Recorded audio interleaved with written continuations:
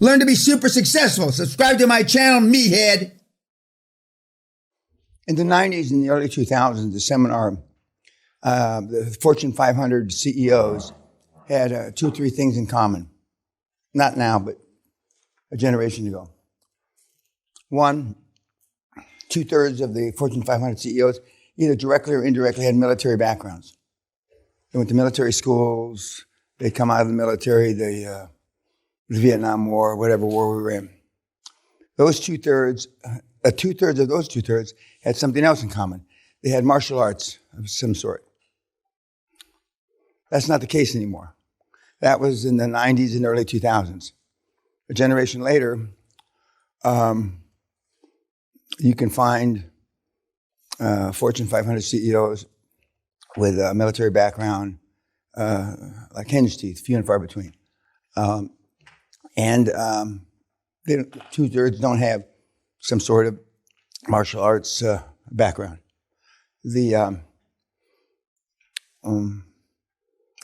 That's one differentiation from the kids from the 90s and early 2000s and today. Of course, I don't know. I was trying to figure out in my own mind when political correctness started, and woke after that. And to me, it kind of sprung on me. I don't remember when it started, but I know that we have become a kinder, gentler kind of people. Other than there's always wars and there's always things breaking out, but we're not pacifists.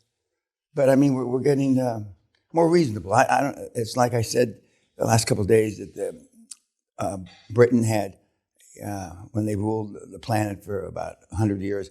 Through their Navy, they had a thing called gunboat diplomacy, and now they don't have it. Okay, so the world is moving away from Neanderthals like myself, and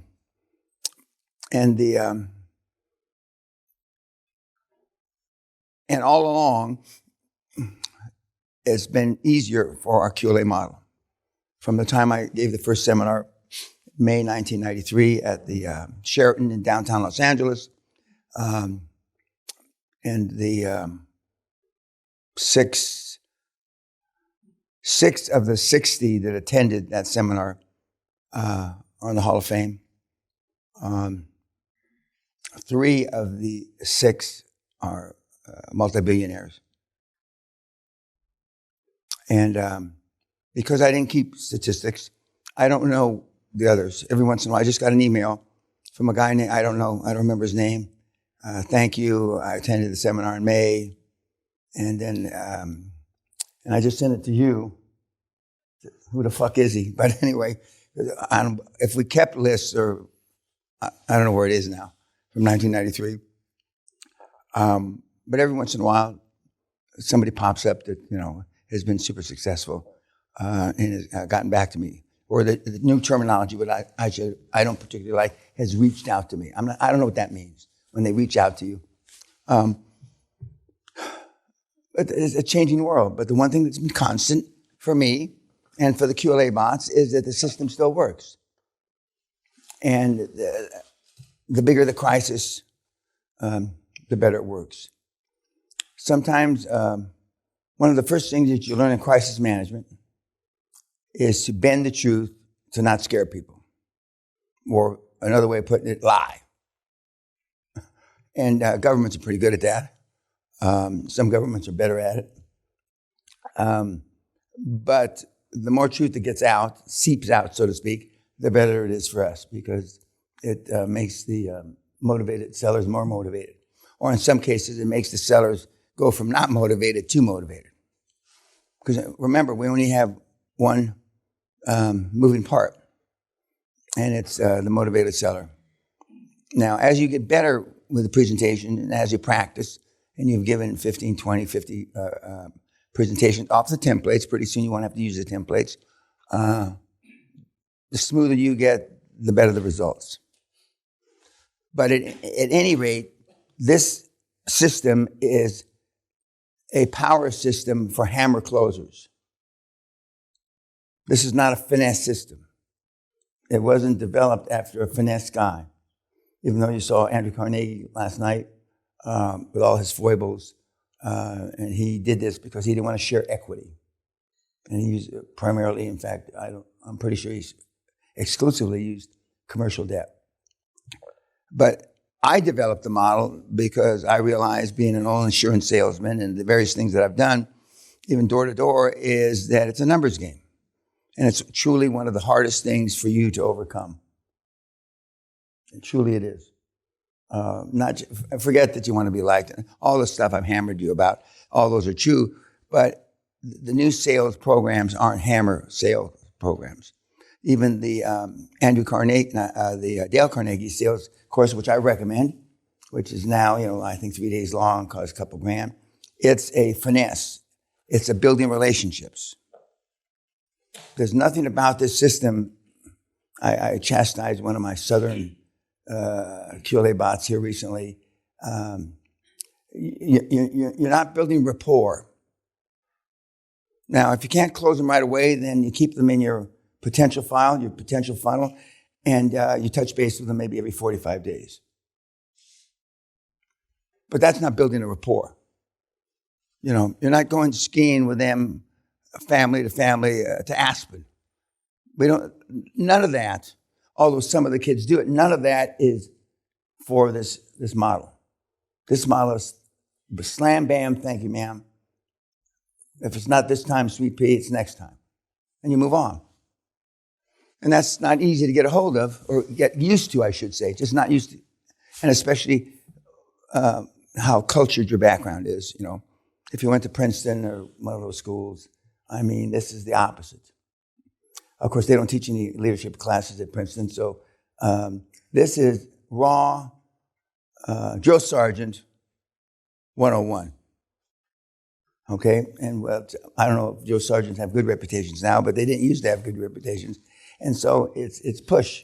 You push, pull. There's a picture behind this slide that shows me dragging 3 people across the goal line. One's Asian, one's black, and maybe one's something else. And Sally contends that I have a bad back, arthritic back, because I've been pulling people across the goal line for, these 30 years, and probably several years before that when I was out on my own getting the deals done for myself. Because not everybody, but almost everybody would like the benefit of money, but very few people are willing to make the sacrifices, because you don't look at Steve Jobs as being an asshole. You don't look at Henry Ford as being an asshole. You don't look at these various icons that have changed, arguably some of which have changed the world, as being not nice people. When in truth, they weren't not nice people. And they only started to get nice towards the end of their lives when they were trying to build a legacy, and they wanted books to be written about them favorable to their dispositions. But in the building process, none of them were. And that's not an easy thing to get used to. Most of our parents, one of our parents was hopefully strong, and one of our parents was nourishing. It's not normal, at least my experience with dealing with the kids, that both parents were loving and nourishing. If they were, they didn't come to this seminar, or they have not given me candid information. And again, we're the average of the people that we spend most time with. And normally, I've already gone through who those 4 or 5 or 6 people are. But it's the same going forward. Now, there was a popular thing about 10 to 15 years ago about giving forward or something. I forget what it's called. Or, you do somebody else a good turn because somebody did you a good turn, okay? I've seen very little of that. Very little of that. And even though a few of the guys have said so far that, call them, they'll talk to you, they'll be nice. If you can get a hold of the icons, they are nice. We've got a hold at this seminar, Bill Gates. We've got a hold of the seminar, several very iconic people from the past. It wasn't easy to get a hold of them, but once we've got a hold of them, Bill Gates' email address used to be bgates@microsoft.com. Now, one would think that he wouldn't have an email address like that, but he did. I don't know what his email address is now. But this is a slam bam system. And the kids that have the most trouble, problems, difficulties going forward is them making that switch to door-to-door and salesman mentality. Because I said it yesterday and I said it the day before yesterday, they didn't raise her up to be a knife salesman door-to-door. They raised her up to be a medical doctor. And so whatever made your mom happy or whoever you made happy, you made somebody happy by becoming a physician. Well, you're going to make nobody happy with this model.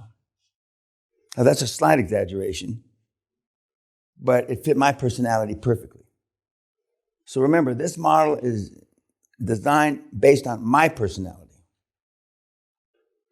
because I realized that whereas some of the kids have told you it took me a year to close a deal, right?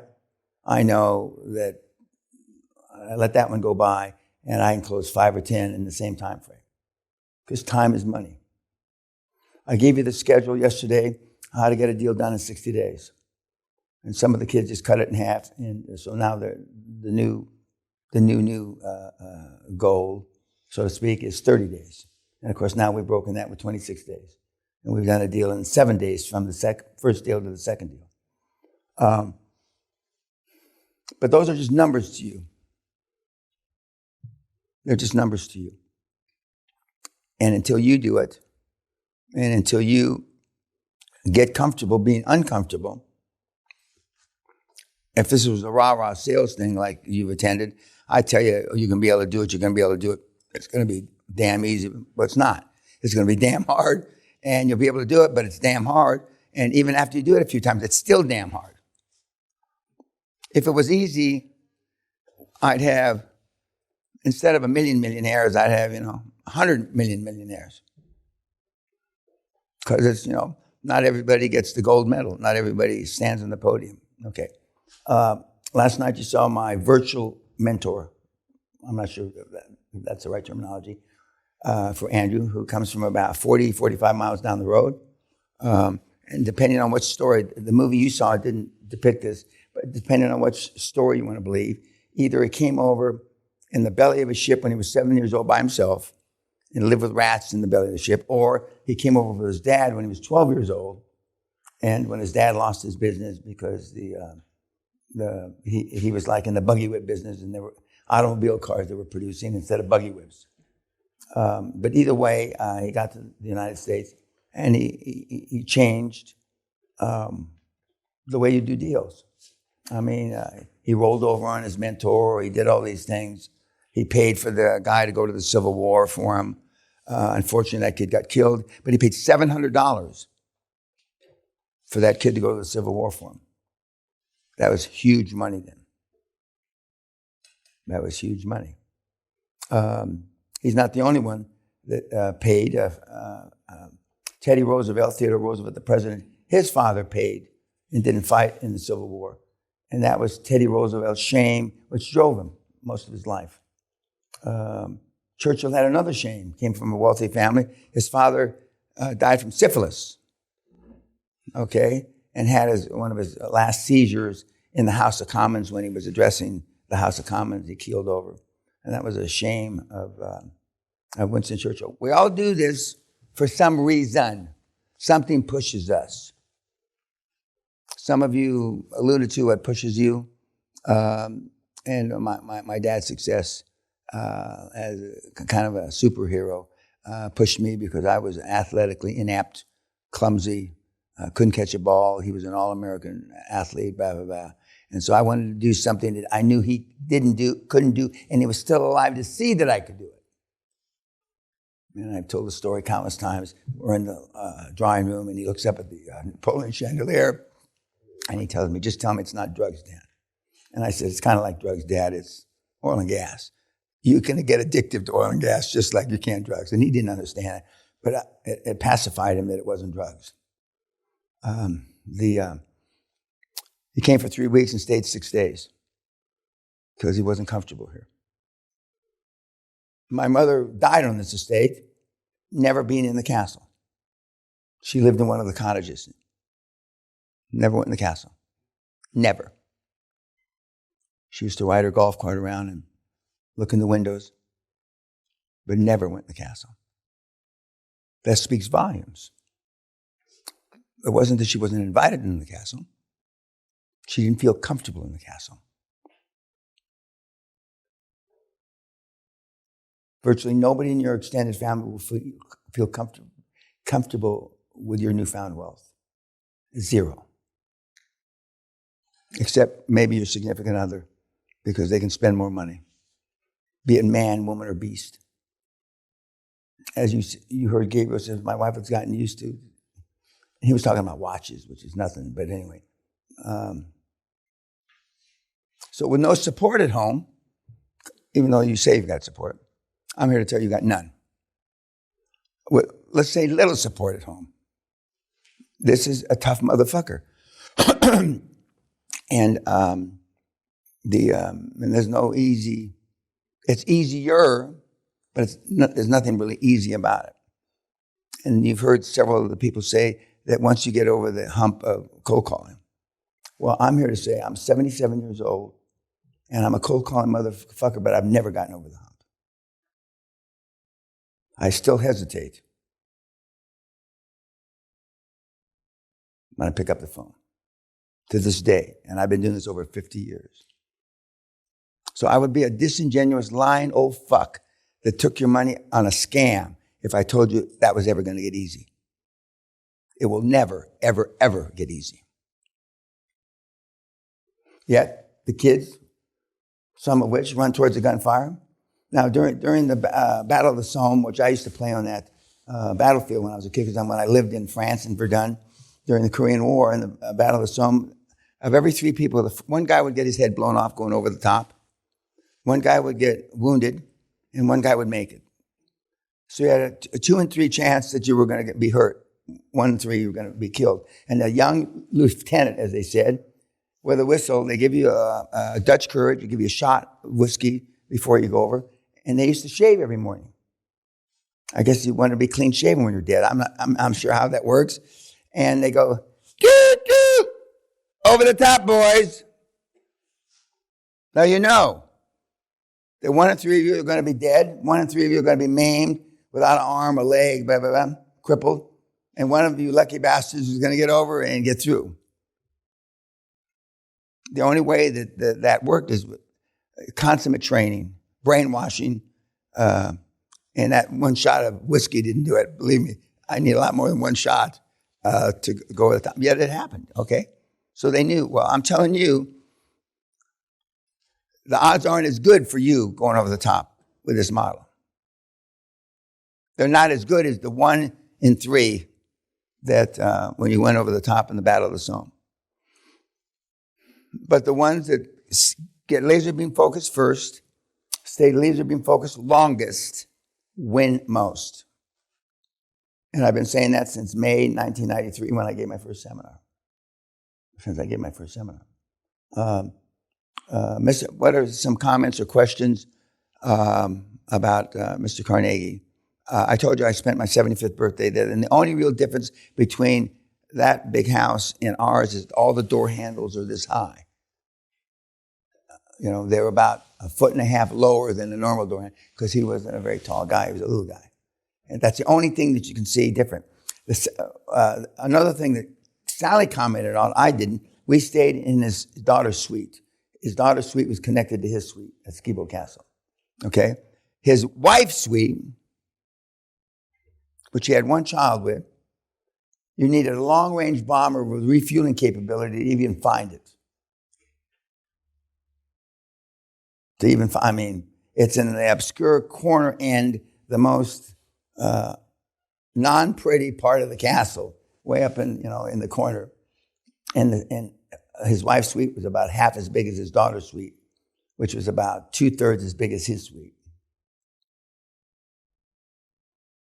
But other than that, comments, questions about Mr. Carnegie, if any? Yes, sir. Yeah, a real Cantankerous bastard, as you say, and he had no mercy always look for his benefits and his profit. What better man for me to pick? And I picked him before I knew he had no mercy. If you die, fell on your face on his factory, whatever, he was keep pushing. In the good old days. He didn't give a damn about anybody. The good old days. What an epiphany. You think, just like... Which is kind of give me a hope, because I'm a midget too, just like him. When he... Pinkerton, which was the first more or less legitimate private investigation firm out of Glasgow, Scotland, he hired him as an army to come over, thugs, guys who'd just been released from prison, were the first Pinkerton guys, to bring them over there to control the mobs and control the upstart unions, etc. And their tool of preference was baseball bats. So that was, in the late 1800s, and now we're in the early 2100s. Yeah, 2100s. 21st century, excuse me. So about 140 years, 20 years. And look at all the progress we've made.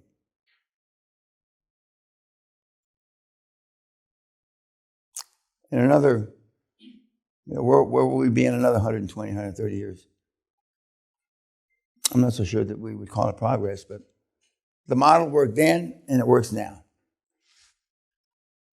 And I'm not suggesting you hit people with baseball bats and stuff like that. But the new capital in the world today is human capital, and has been for the last 30, 40 years. It's the individuals. And you either you produce that human capital to your own designation, i.e. like in the rank and yank, or you just let them meander around. I'm a proponent of the rank and yank, carrot and stick. The difference is this model pays employees from the chairman to the guy that drives the limousine, from the CEO to the guy that sweeps the floor, through option plans, and we're going to talk about that, how we share the wealth. So the 10 or 20 or 30% that you give away to your board as free founders equity, that's not the only shares you're giving away. Okay? You're sharing the wealth with everybody. And when the company has a good year, everybody has a good year. And that's what drives the model, because money talks and bullshit walks. And it was not unusual when I ran a public company for 10 years for the secretary not to get a 40 or 50% bonus. Her bonus is cumulative from her base salary, which we already overpaid 15 to 25% above the norm. And we got the best of the best people that were available. And as somebody told me a long time ago, you had the best of the best people that were in Texas. And he was differentiating Texas as opposed to New York City, as opposed to London, etc. And a lot of truth in that. I found out just a couple years ago, one of my mentees, his CEO in his company, the roll-up, he's got an oil and gas roll-up, used to work for me back in the 80s. I haven't seen him in 30 years. He was a college intern at Texas A&M. He used to work holidays, Christmases, etc., summer. And now he's a CEO, 30 years later. He got degrees in petroleum engineering, which you don't really need, but he got. And he told the U about things that used to happen at the company when I was gone. One, they used to do all kinds of obtuse things in my limousine when I wasn't there, and they used it for parties. And number two, they used to use, when I bought a company, I normally kept the jet 2 to 5 months so we could have some fun with it, and then I sold it off. We had our jet taking off from Love Field in Dallas-Fort Worth without pilots and fucking around up in the sky because they've heard my story about sperm floats at 65,000 feet. And so he's telling this kid all this stuff. And so then I get an email from the U. And I figured out who it could have been immediately, who it was. And I said, what brought this up in conversation? That he would, because, we're doing very well and we're about to get our first plane. And he suggested we don't get our first plane. And he says, the reason, and he gave this as the reason, because they used to fuck around in it. It's like you don't know what your kids really do or did. I got caught 1 or 2% of the time. If I got caught every time I did something awful, I can't even imagine. I'd be an invalid in a wheelchair for my dad beating me. I can't even,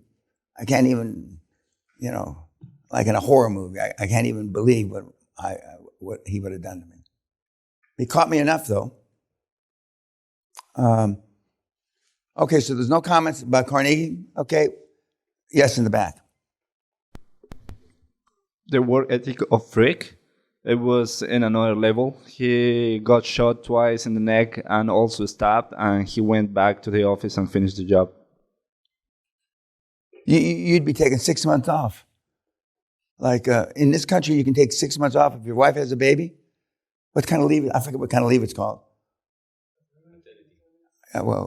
Not in my companies. You don't.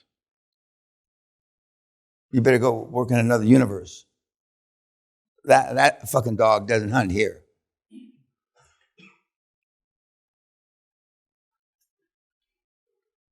Well, Teddy Roosevelt, when he was running for president, he got shot in the chest and he made a speech at the Chamber of Commerce for 84 minutes with a bullet in his chest. You'd be on the phone with your mother, It's a different world. I'm not saying everything was about 100 years ago was terrific, but some things I do think were terrific. I don't think I know because they were, the very, very few people weren't taken advantage of, and that's wrong. But now, as I've said several times, we've swung too far the other way. Anything else about Mr. Carnegie? Were you going to say something? No? Okay. Now,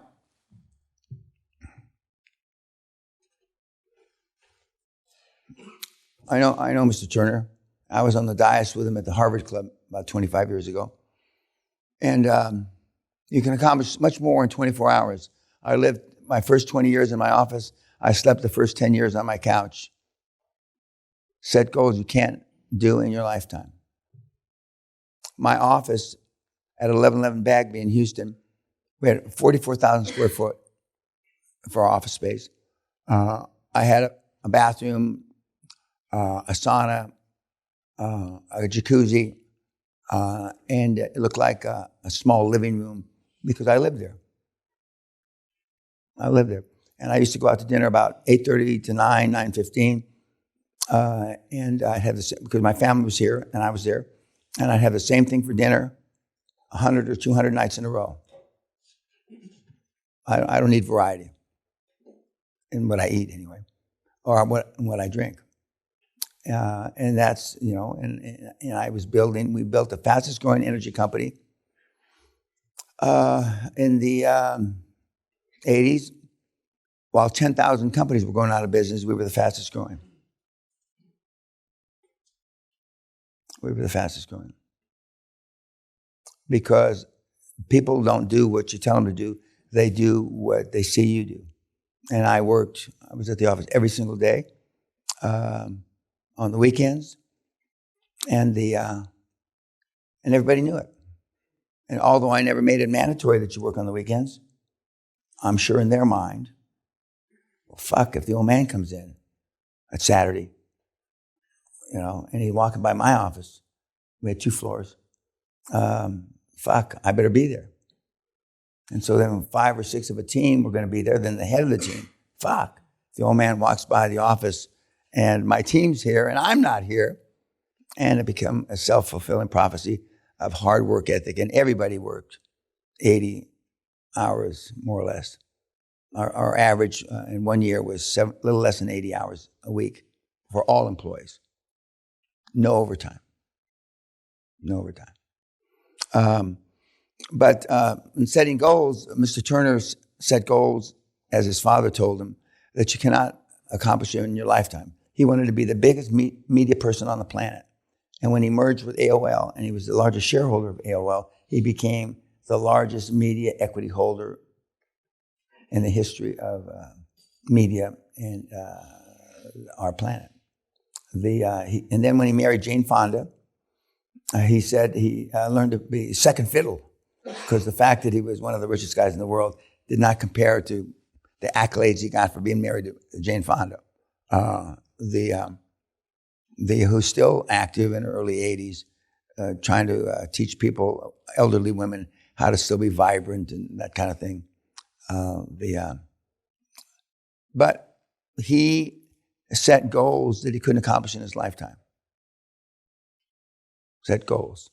Goodbye, YouTube.